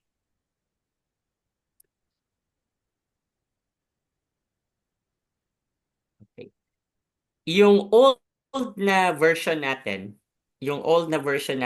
pag nagkaroon tayo ng buying, ang ginagawa natin, naglalagay tayo ng buy stop. Buy stop. Okay? Manually, yung ginagawa natin.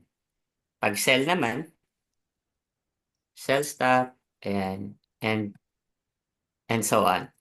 Okay. Ngayon, yung bagong version natin, siya na bahalang maglagay ng buy stop, sell stop. Okay. So example tayo, nag-buy tayo dito, mag-automatic na yan na magkakaroon ng buy stop. Okay. So buy, TP, then meron na siyang buy stop kagad. Okay. And then magti-TP yan dito, may buy stop ulit dito.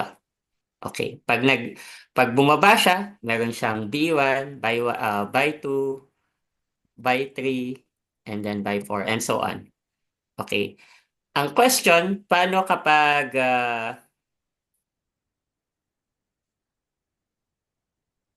halimbawa nag-buy ka dito, na TP siya, tapos TP, halimbawa pagdating dito sa pangatlo, nag-TP, BS, pero hindi siya umakyat dito. So ngayon, ang nangyari after mag-TP ng pangatlong beses, bumaba ulit siya sa presyo na to. Okay? Then, remember dito, may support tayo, meron tayong pivot. Ito yung sinasabi ni Sir Jonathan na either make or break. Pwedeng dumiretso siya sa resistance or pwedeng mag-bounce back lang siya going back here. Okay, so ito yung magiging crucial entry point, crucial ending point natin kung magko-continue ba tayo pataas or continue tayo going down. Okay. But for example, yung explanation ko na nag-buy tayo, nag-hit dito, pangalawa, pangatlo, pang-apat, tapos hindi na-hit yung pang-5 na order, yung presyo bumalik dito. Ang gagawin mo, ang mangyayari doon, si system, meron kayong makikitang nakalagay na buy stop 5 na nakalagay doon sa MT5 natin. Ngayon, pag naglagay ka ng buy dito sa presyo kung saan ka naglagay, halimbawa ito, nag-buy ka sa 3001, tapos na-hit yung 02, 03, and 04, pero hindi na-hit yung 05. Yung buy stop mo sa 0.05, kapag naglagay ka ng buying dito, maka-cancel to, pupunta yung buy stop mo dito sa 02. Okay, mag-automatic na siya. Okay, ngayon ang question ganito. Okay. Nag-buy ka, umabot ka dito sa pivot. Okay? So, ibig sabihin, na-TP lahat.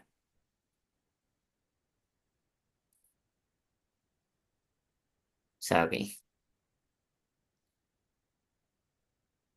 Na-TP lahat dito. Ngayon, yung BS mo dito, hindi na-hit.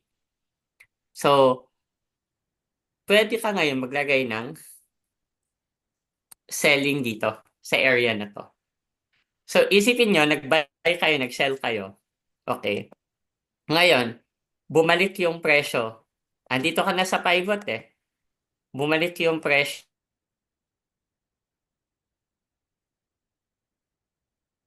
Nawala ka, Si sir. naghang.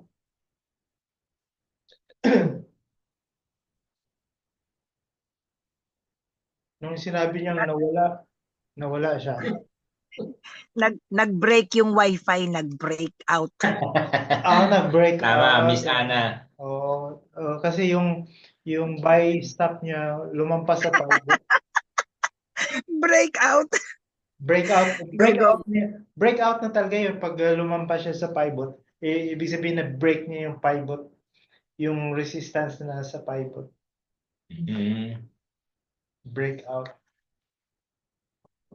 Rejoin na lang siya, rejoin. Hindi na siguro yung signal. Hello, naputol ako. Oo nga, sir. Sorry. Pinag-usapan ka na, sir. Nakapagkwentuhan ka na. Okay lang, okay lang. Binenta na, sanay na. binenta na. Okay. So here, kung mapapansin nyo, so yung unang buy mo, nakalimang order ka. Yung sell mo dito, nakalimang order ka. So, 10 orders na yan, plus may profit ka pa. So, sa isang araw, pwede yang umabot ng 100. Kung mapansin nyo, yung sinend ko sa inyo, umabot yan ng up to 170 order. Okay. Pero one side pa lang yung ginagawa ko doon. Ibig sabihin, isang strand lang na buy, tapos may pasundot lang na mga sell. Pero pwede mong gawin na ang nangyari, dito ka sa presyo ng pivot. Okay. Nakita mo na yung presyo ng Euro USD o kaya ng gold, for example, andito sa pivot. Pwede mong gawin dito, mag-buy ka and buy and sell at the same time. So, ang tawag dito, naka-hedge ka. Okay? So, ngayon, pag itong buy, umakyat dito, magko-close ng order yan. Pag hindi na-hit wait lang, dito. So, ito, TP. Magti-TP yan. Sorry.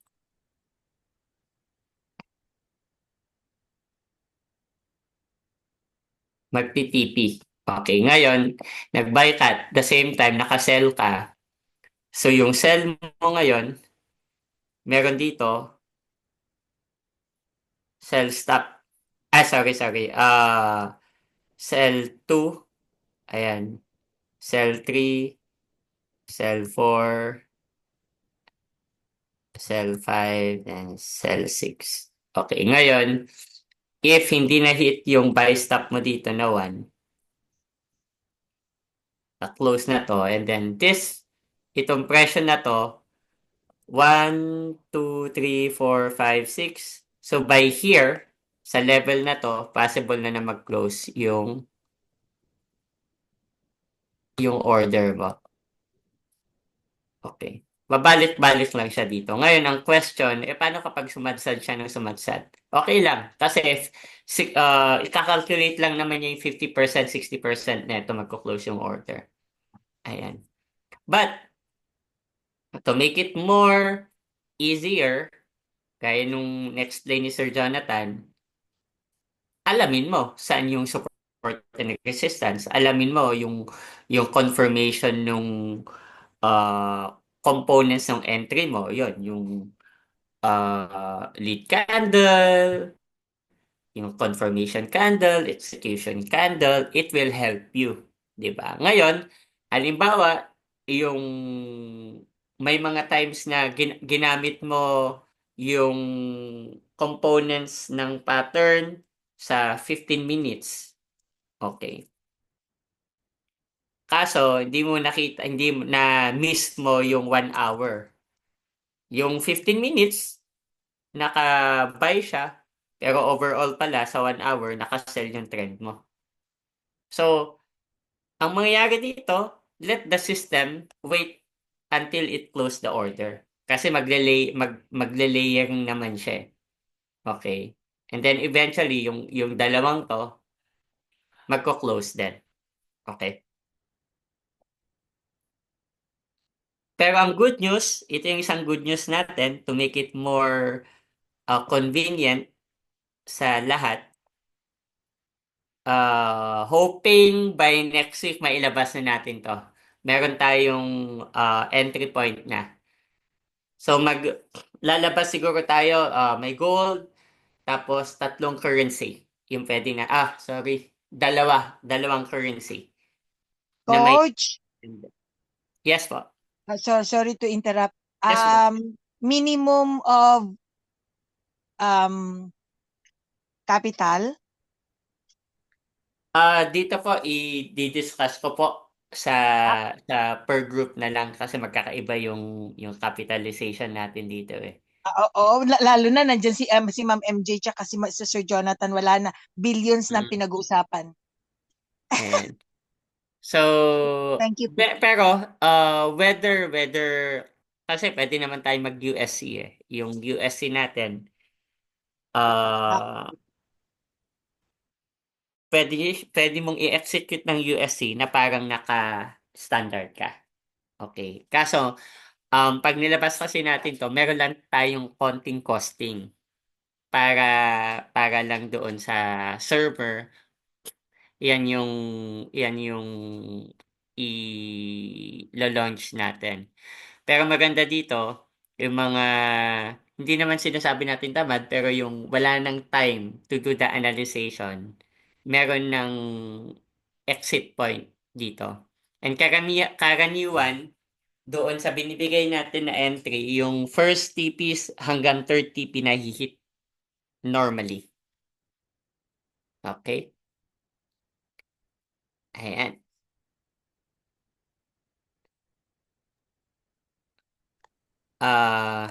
Dito tayo. Okay.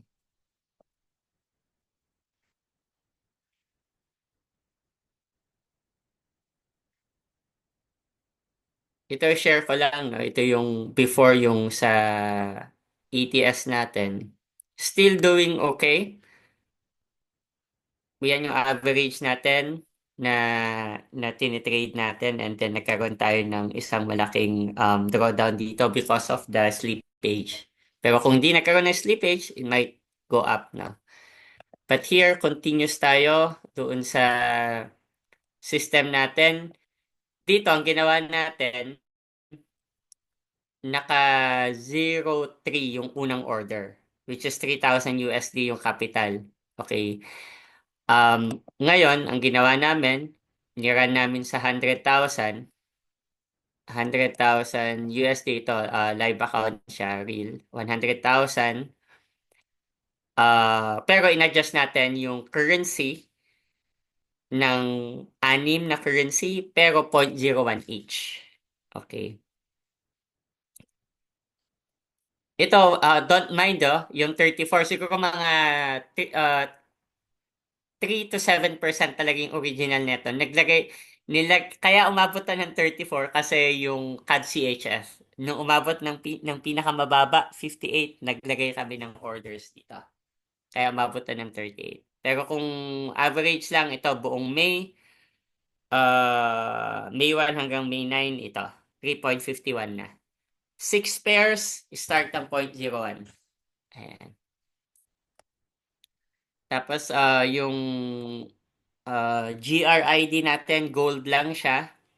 In-start natin lalagay dito sa my FX book, 17% yung drawdown, 9% in 2 days. Pero dito yung transaction natin, okay yan, total trades natin. 2 days, 223. Average trade length, 1 hour, 21 minutes. Bakit 1 hour and 25 minutes? Dinetermine po natin yung entry point natin. Ngayon, kapag na-determine nyo yung entry point nyo, mas malaki yung probability na mag-close yung order nyo within the day. Okay. Ngayon, kapag hindi nyo na-identify kung saan yung entry point nyo, yun yung magiging factor kung bakit hahaba yung orders natin. So for example, balikan natin yung example natin dun sa nag-SMA before. Yung maximum sa US dollar Canadian, ang nangyari nun is nagpa-buy. Tama yun, di ba, MJ, no? Nung asa Japan tayo, nagpa-buy, pero bumagsak yung market. Tama ba? And then yung euro naman, nagpa-sell, pero umakyat din yung market. So naghintay tayo ng couple of months bago mag-closing. So it will determine kung saan po yung kung gaano katagal yung magiging order natin sa market based dun sa entry point natin. Okay. Hindi na ako mag-i-insight, no? Kasi nag-insight na rin naman si Sir Jonathan. On point naman yung insights na yon. So ngayon, lahat ng ito, of course, hindi siya magiging actual kapag hindi natin siya in-implement talaga ng live trading. Pwedeng demo, pero magkaiba kasi yung feeling yung emotion how you handle your emotion sa demo and live trading. Ayan. Pwede daw po ulit yung CAD-CHF. CAD CHF? Opo. Sige po.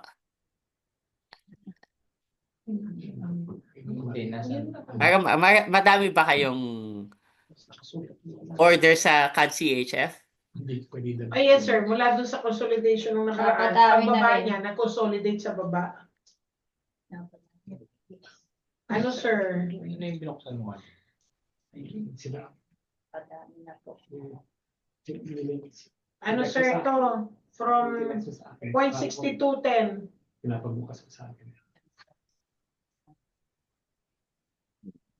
Wait lang.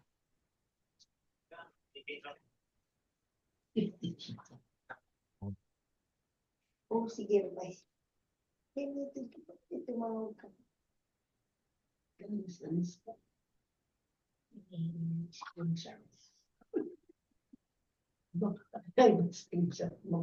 Hold on lang.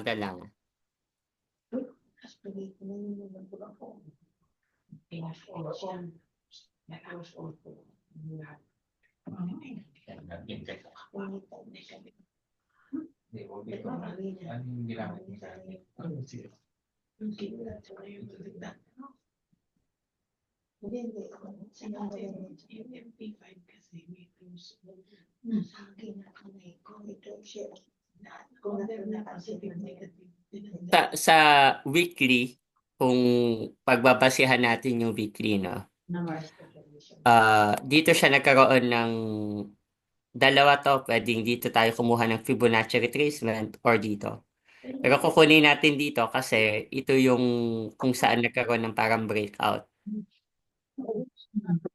Okay. Okay. Now, kung papansin niyo, ito yung mga levels kung saan nakapatong yung presyo ngayon ng CAD CHF. So, ang key levels natin, ito, 23.6, which is 0.5920 area. Okay?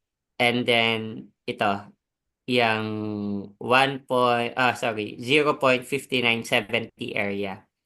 Kung pansinin nyo, ito, nagkaroon siya ng retracement pababa and then eventually pumatong dito. Okay.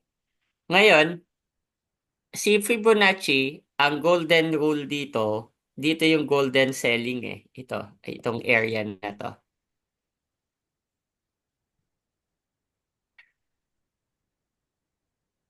Itong area na to. So, ang mangyayari dyan, pwedeng mag-bounce pababa. Pag umabot sa 50%, ang magiging target na pag hindi mag-break going up, dito pa rin, babalik siya sa 38. Okay. Ang confirmation going up to hit this level, itong 62, unang i-break niya ito, target natin. So from 0.5970, ang susunod na target mo dito, somewhere 0.6020. Okay, and then ito.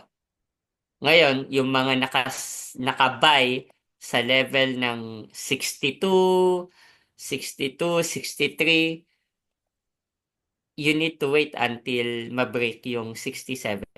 Itong area na to. Then you will start magkakaroon ng consolidation to going up ulit. Okay. Okay. So dito tayo, kung titingnan natin tong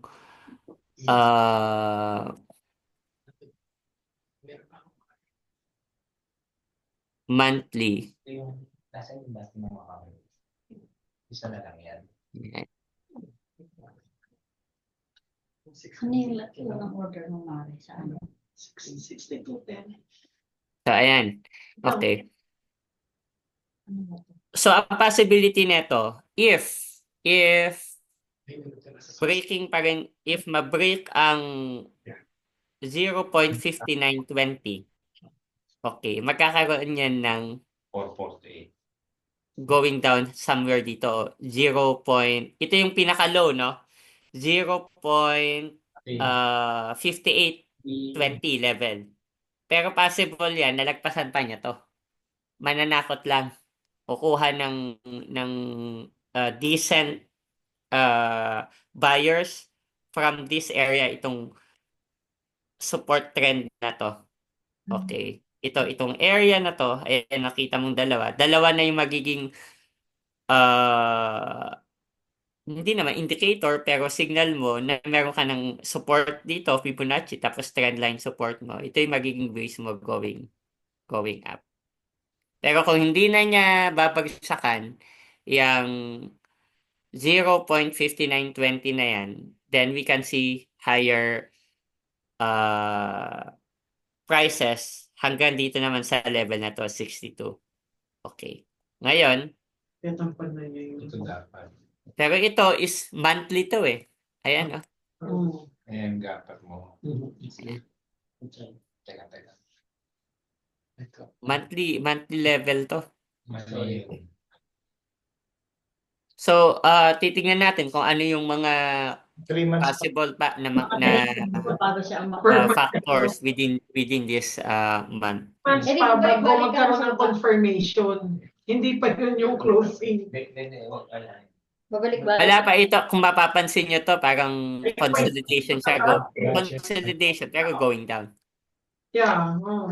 Sir, pag tinignan mo yung from the start niyan, parang lahat pababa na, no? Ba't ganun? Parang hindi na bumawi. Ito kasi, CHF, si Swiss franc, Mm. safe haven currency siya. Parang siyang Japanese.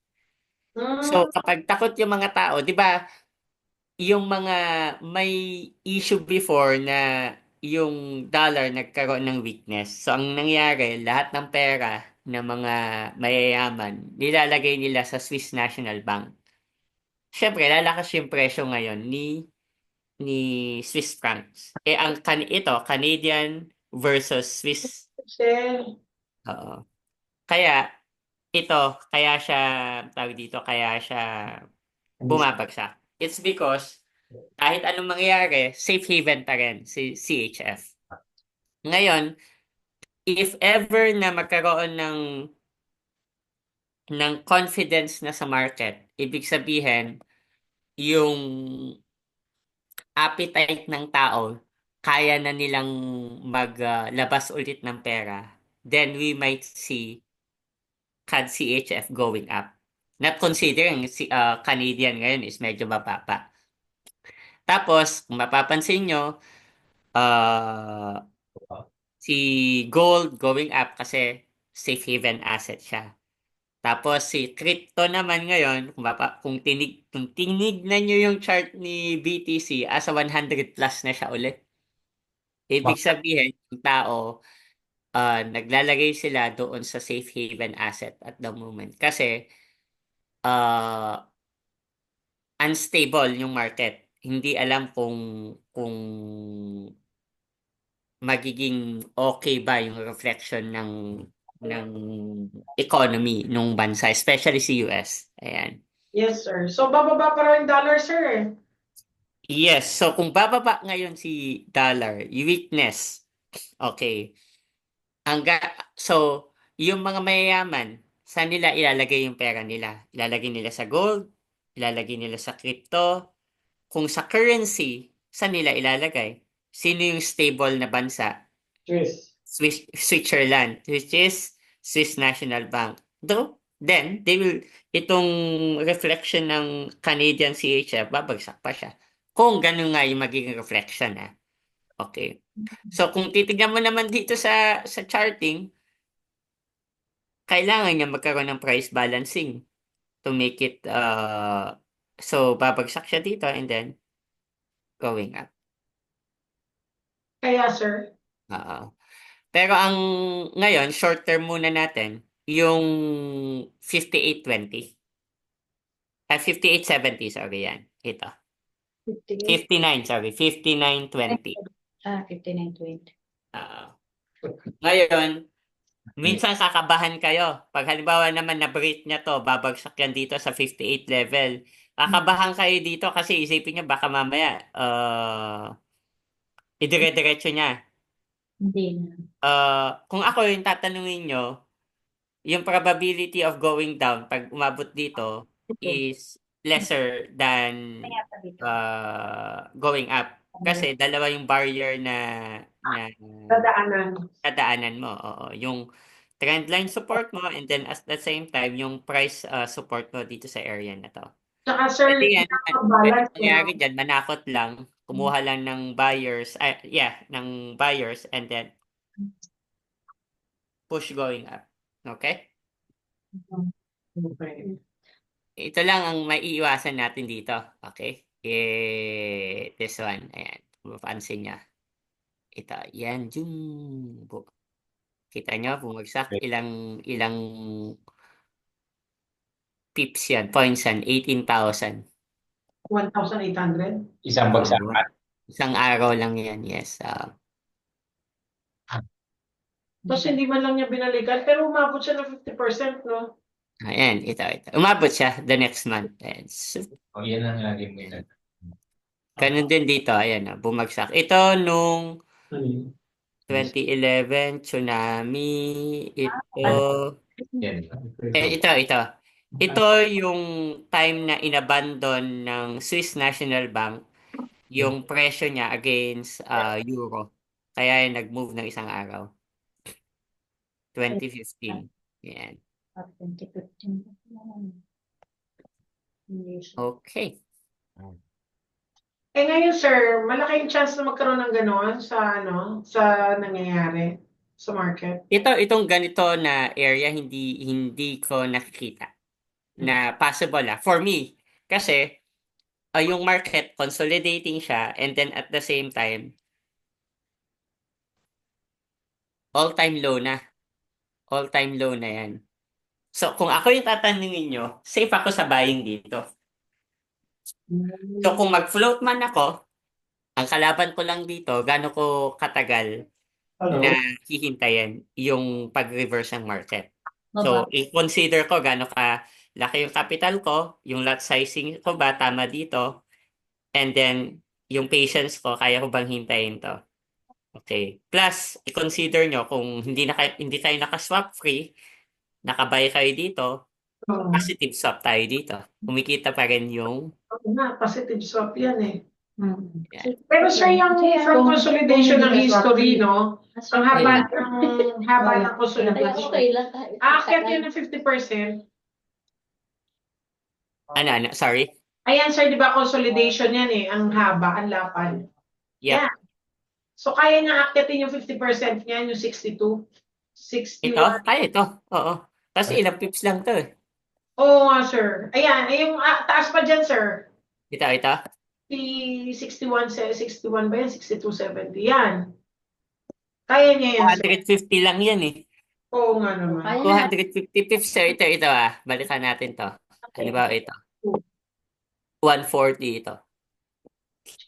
Sa 2 araw lang kaya niya abutin yan. Gumagalaw din pala siya ng mabilis sir. And 130. Ayan. Pag pumatong yan, Ito talagang maganda yung positioning nito kung magkaroon ng spike going up. Ang laki ng possible na movement. possibility aakyat. Ano Doon tayo dito backtrack tayo. 61? 180 pips na yung 62 lang yung Huwag nyo nang dagdagan yung entry nyo dyan. Huwag nang dagdagan, assist na lang. Sis na lang. O kaya Tatlo lang ako. mag-sell ka sa mag-buy sa pinaka 58 pag binabaan. Paano mag-sell? Huwag ka nang mag-buy. Huwag ka nang mag-sell. Hindi, meron na. Buy daily. Abot to 14,000. Hindi, buy daily. Huwag ka nang mag-buy daily. Hindi, okay lang yan. Ilan Sabay naman yan. Aakyatin naman niya yan. Pag hindi ka naglagay, sayang. Ikakatlos mo na pag ayaw na akyatin. Hindi, ibang ka lang. Tsaka wala naman yan swap eh. Kaya kahit magtagal yan eh. Basta meron ka lang dyan. Ayun, maakyat din pala siya ng ilang pips eh. Yan. Ang haba. Oo, At saka yung unang entry mo, aakyatin naman talaga. 62. Baba pa. Ano ba siya? Okay. So, okay na po tayo. Thank you sa lahat po, no? Sa 59.60 na ngayon eh. kapag may questions pa po ba or any other insights po from the members din doon sa ating topic